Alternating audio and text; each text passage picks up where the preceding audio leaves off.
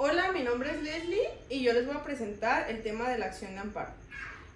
Principalmente, ¿qué es la acción de amparo? La acción de amparo es un derecho público de carácter subjetivo que las leyes le otorgan a las personas físicas y morales, y estas se las otorgan para hacer valer la protección de sus derechos humanos, garantías por medio de un juicio de las garantías. Los elementos de la acción de amparo son sujetos, objetos y causas. Principalmente los sujetos existen dos tipos, que es sujeto activo y sujeto pasivo. El sujeto activo es el agravio o quejoso, titular de la acción de amparo, y el sujeto pasivo está constituido por la autoridad del Estado que ha violado presuntamente las garantías individuales del gobernado. El objeto es la protección al sujeto activo contra una ley o un acto de autoridad que infringe sus garantías individuales y o derechos humanos, que esto viene en el artículo 103 constitucional. ¿Cuáles son las causas? Las causas existen dos tipos, que es remota y próxima.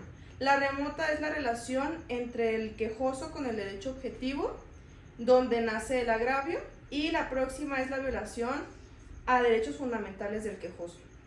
Su naturaleza es autónoma, independiente y abstracta.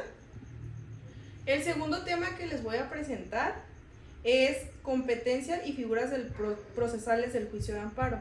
Vamos a empezar con la competencia. La competencia es la facultad que la ley otorga a un órgano jurisdiccional para que conozca determinados asuntos, dentro de los límites de las próximas normas determinadas. Es un presupuesto procesal básico para poder ejercer la jurisdicción y así estar en aptitud de realizar cualquier otro acto procesal. La competencia en general es una condición presupuestal sine qua non para que la situación de una determinada autoridad en el desarrollo de la función estatal que genéricamente le corresponde. La competencia también es jurisdiccional, que ésta se traduce en el conjunto de facultades específicas con que jurídicamente están investidas las autoridades encargadas de desempeñar la función jurisdiccional estatal abstracta. Y también tenemos la competencia jurisdiccional en materia de amparo, que es a lo que nos estamos basando, que es el conjunto de facultades que la normación jurídica otorga a determinadas autoridades estatales con el fin de establecer control constitucional en los casos sobrevistos en el artículo 103 de la Ley Suprema. En el artículo 107, fracción 2 constitucional, nos explica que el amparo contra actos en juicio, fuera de juicio o después de lo concluido, o que afecta a personas extrañas al juicio,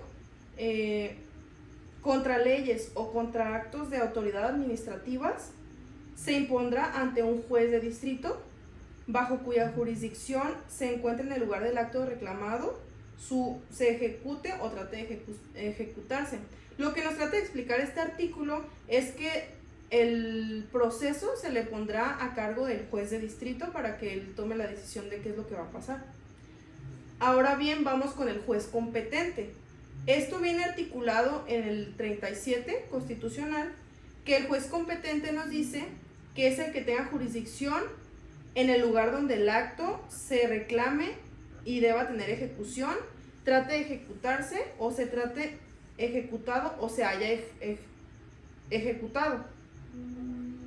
Si el acto reclamado puede tener ejecución en más de un distrito, ha comenzado a ejecutarse en uno de ellos y sigue ejecutándose en otro. Es competente el juez de distrito ante el que se presente la demanda, y cuando el acto reclamado no requiera ejecución material, es competente el juez de distrito en cuya jurisdicción se haya presentado la demanda.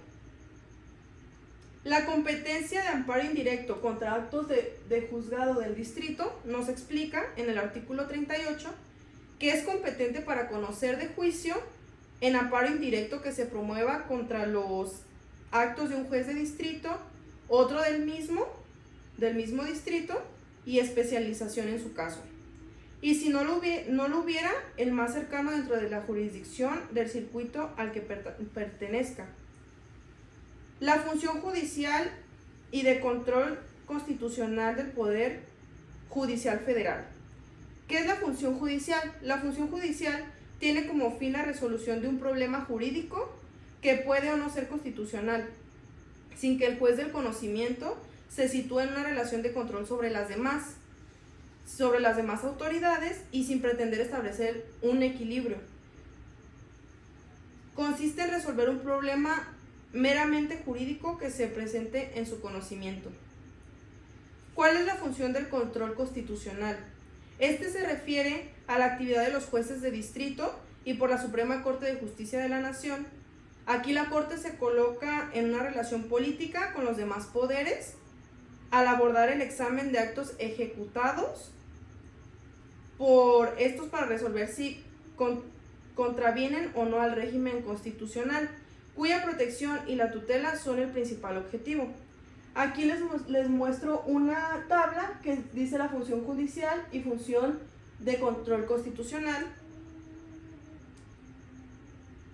que en la función judicial nos dice que cómo actúa el juez, no surge la relación política, resolver un problema que se presenta y solo el juez como mera autoridad jurisdiccional de simple resolución de conflicto, por esta parte. Y por la otra parte nos dice que actúa como protector y conservador del orden creado por la Constitución.